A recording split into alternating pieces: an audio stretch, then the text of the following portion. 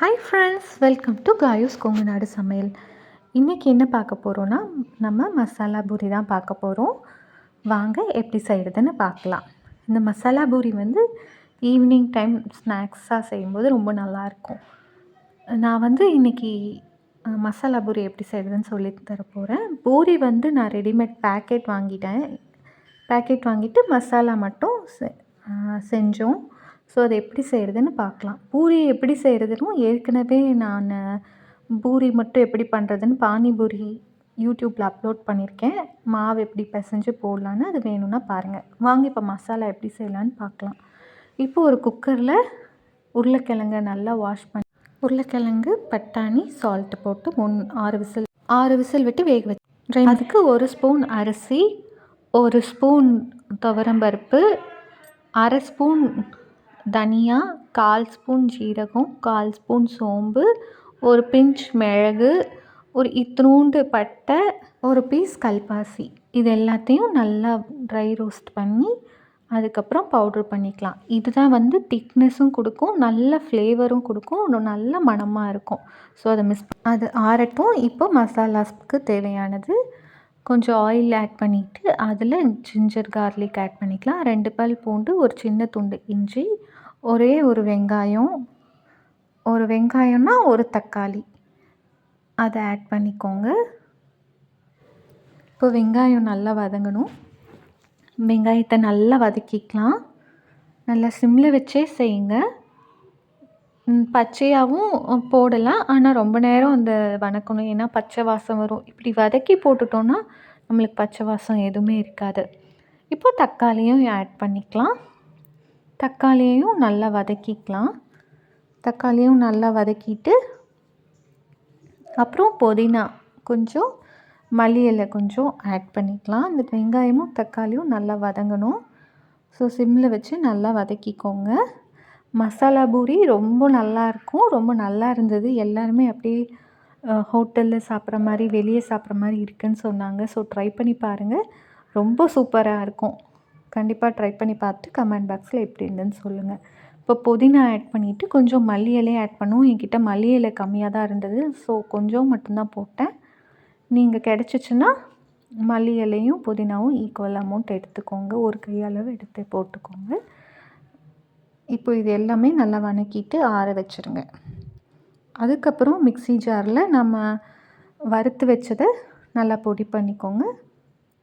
நல்லா பொடி பண்ணிவிட்டு ஆற வச்சுருங்க. இப்போ அதே மிக்ஸி ஜாரில் நம்ம வெங்காயம், தக்காளி, இந்த மசாலாவுக்கு வறுத்ததை அரைச்சி வச்சுருங்க, பேஸ்ட் பண்ணிடுங்க. இப்போது ஒரு கடாயில் கொஞ்சமாக ஆயில் ஆட் பண்ணிவிட்டு அதில் கொஞ்சம் ஆனியன், 1/4 ஸ்பூன் மஞ்சள்தூள், ஒரு pinch 1/4 spoon chaat masala, 1/4 spoon garam masala, திருப்பி சொல்கிறேன் நோட் பண்ணிக்கோங்க. மஞ்சள் தூள் 1/4 ஸ்பூன், சாட் மசாலா 1/4 ஸ்பூன், தனியாத்தூள் 1/2 ஸ்பூன், கரம் மசாலா தூள் 1/4 ஸ்பூன், 1 ஸ்பூனை விட கம்மியாக மிளகாய் தூள் எடுத்துக்கோங்க. இப்போ இது எல்லாத்தையுமே நல்லா வறுத்துக்கலாம். ஆனியன் போட்டோம் இல்லைங்களா, அதுலேயே நல்லா வறுத்துக்கலாம். இப்போ அது நல்லா அந்த பச்சை வாசம் போனோடனே நம்ம அரைச்சி வச்ச வெங்காயம், புதினா அதெல்லாம் இருந்ததில் அந்த பேஸ்ட் ஆட் பண்ணிக்கலாம். இது எல்லாத்தையும் நல்லா வதக்கிக்கோங்க. இது எல்லாத்தையும் நல்லா வதக்கிட்டு அதுலேயே தண்ணி கொஞ்சம் ஆட் பண்ணிக்கலாம். மிக்ஸிலேயே கொஞ்சம் தண்ணி சேர்த்து அந்த தண்ணியை இதில் ஊற்றிடுங்க. மிக்ஸியில் இன்னும் கொஞ்சம் தண்ணி ஆட் பண்ணிடுங்க. திக்காக தான் இருக்கும், ஏன்னா நம்ம அதில் பட்டாணி போடுறோம். பட்டாணிக்கு திக்னஸ் கிடைக்கும், உருளைக்கிழங்குக்கும் திக்னஸ் கிடைக்கும். அது போக நம்ம அந்த மசாலா வேறு அரைச்சி போட்டிருக்கோம். நம்ம பவுட்ரு பண்ண மசாலாவே ஆட் பண்ணிடலாம். இதுக்கப்புறம் நம்ம வேக வச்ச தண்ணியை ஆட் பண்ணிக்கோங்க. அந்த தண்ணியை வேஸ்ட் பண்ண வேண்டாம், அந்த தண்ணியை இதில் ஆட் பண்ணிக்கோங்க. இப்போ நல்லா மிக்ஸ் பண்ணி பச்சை வாசம் போகிற அளவுக்கு வேக வச்சுக்கோங்க. இப்போ சால்ட் ஆட் பண்ணிக்கலாம். சால்ட் ஆட் பண்ணிவிட்டு உருளைக்கிழங்கையும் பட்டாணியும் மசித்து அதில் ஆட் பண்ணிக்கலாம். இதில் ஆட் பண்ணிவிட்டு நல்லா கொதிக்க வச்சிடுங்க. இப்போ நம்ம பூரி போட்டு எடுத்துடலாம். இது வந்து ரெடிமேட் பூரி.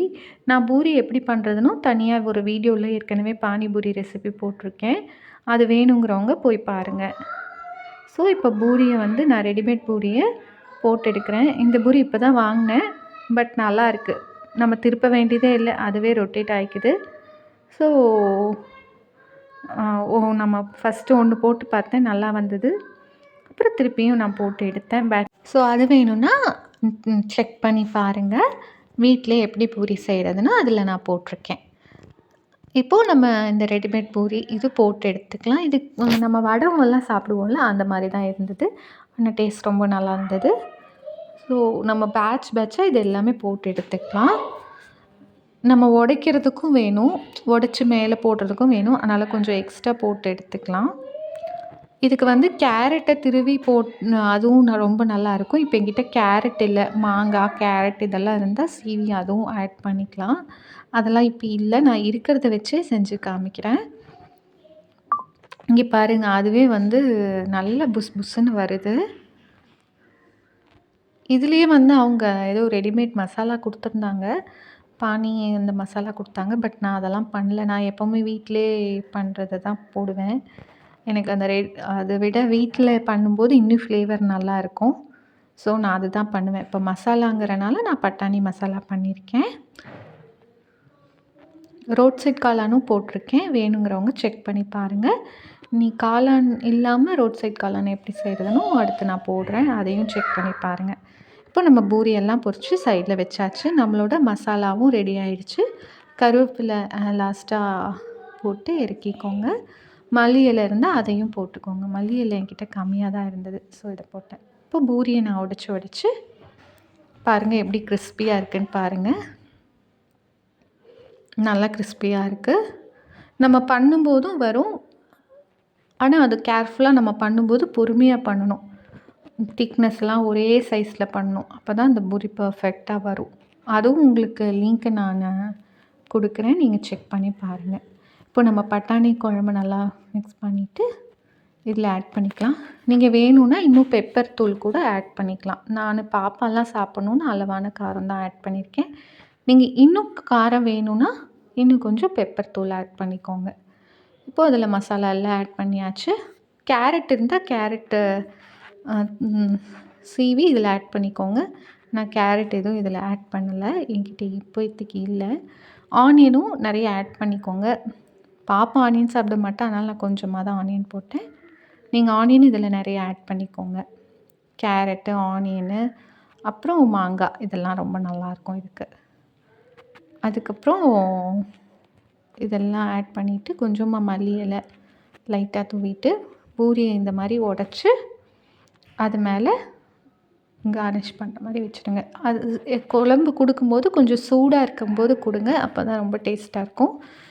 அப்படி நீங்கள் குழம்பு பண்ணி ஆறிச்சினாலும் லைட்டாக சூடு பண்ணி சாப்பிடும்போது கொடுத்துருங்க. அவ்வளோதான், நம்மளோட மசாலா பூரி ரெடி. ரொம்ப டேஸ்டியாக இருந்தது. ட்ரை பண்ணி பார்த்துட்டு எப்படி இருக்குன்னு சொல்லுங்கள். தேங்க்யூ. இந்த வீடியோ பிடிச்சிருந்ததுன்னா லைக் பண்ணுங்கள், ஷேர் பண்ணுங்கள், சப்ஸ்கிரைப் பண்ணுங்கள். இந்த மாதிரி நிறைய டேஸ்டியான ரெசிபீஸ் நம்ம இனி அப்லோட் பண்ணிகிட்டே தான் இருப்போம். ஸோ பாருங்கள். தேங்க்யூ. தேங்க்ஸ் ஃபார் வாட்சிங்.